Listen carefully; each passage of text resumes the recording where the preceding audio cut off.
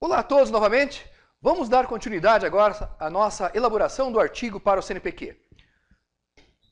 Vamos observar o seguinte, o nosso foco principal agora está na questão da pergunta de pesquisa.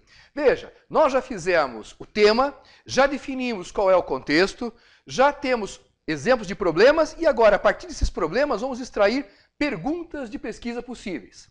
Só relembrando, no tema 1, inovação em produtos de madeira, o problema era as empresas do setor madeireiro, de forma geral, não têm gerenciado adequadamente os seus processos de extração e tratamento da madeira.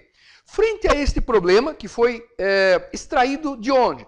Das leituras de inovação, das leituras do setor, das leituras do segmento, da realidade do setor da indústria madeireira, foi tirado esse problema e que, a partir desse problema, eu vou elaborar possíveis perguntas que vão orientar o meu artigo. Vamos ver alguns exemplos. Primeira pergunta que poderia ter advindo desse problema. Como as empresas do setor madeireiro estão inovando os seus processos para garantir produtos sustentáveis? Então observe que a nossa pergunta iniciou aqui agora como. Então a minha resposta vai ser um conjunto, provavelmente, de formas que essas empresas estão desenvolvendo. E como que elas estão inovando nos seus processos. Observe que nós trazemos aqui inovação. Então, observem que a pergunta que veio do problema, que está dentro do tema, ela tem a ver com inovação, tem a ver com o setor e vai apontar para mim já na sequência qual que é o conjunto de dimensões daquelas empresas mais apropriadas, mais relevantes para eu tratar no artigo. Vamos ver mais um exemplo? Segundo exemplo nosso. Quais são as melhores práticas de inovação das empresas do setor madeireiro que produzem produtos sustentáveis? Então aqui novamente eu vou ter uma resposta no meu artigo de qual que é esse conjunto de ações inovadoras. Mais um exemplo, dentro do mesmo tema, inovação em produtos de madeira e dentro do mesmo problema, eu posso ter mais a seguinte pergunta. Como implantar manuseio sustentável na indústria madeireira?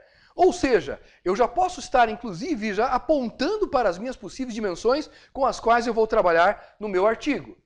Mais um exemplo.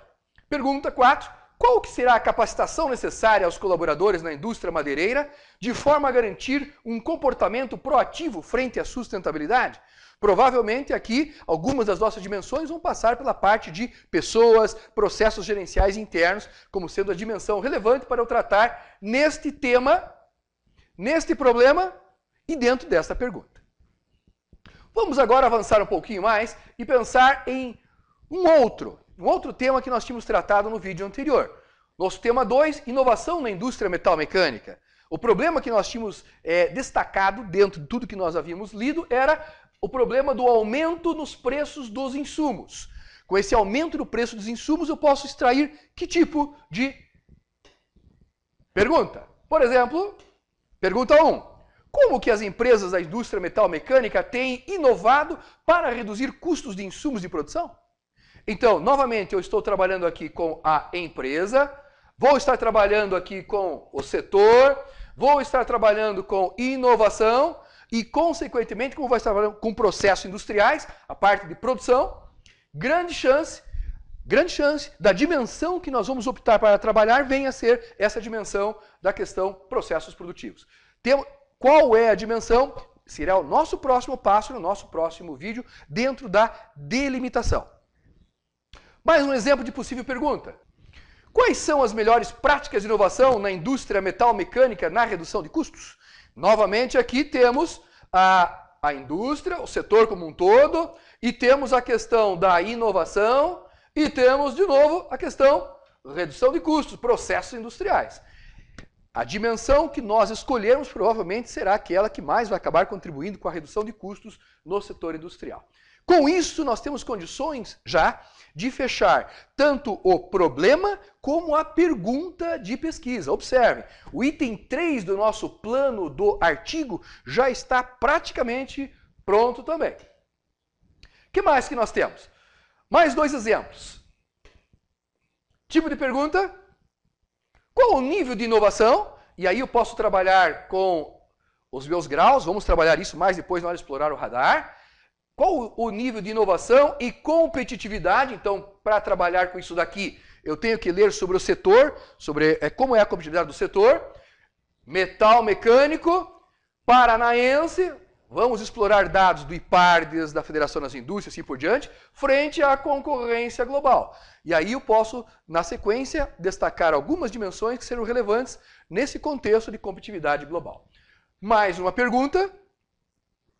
Como as empresas da indústria metal-mecânica estão inovando e reagindo frente à globalização?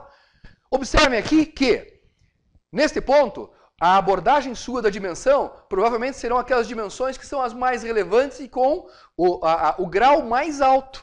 De maneira que você vai poder fazer algum tipo de comparação, fazendo uma relação entre os graus de inovação mais altos e a competitividade do setor naquele aspecto em particular. Então observem que a dimensão não precisa ser necessariamente aquela sempre de grau mais baixo.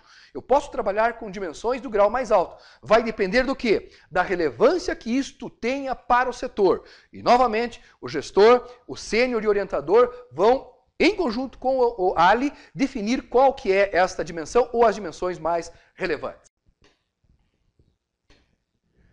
Portanto, nós já estamos agora com os nossos itens 1, 2 e 3 do plano do artigo praticamente prontos.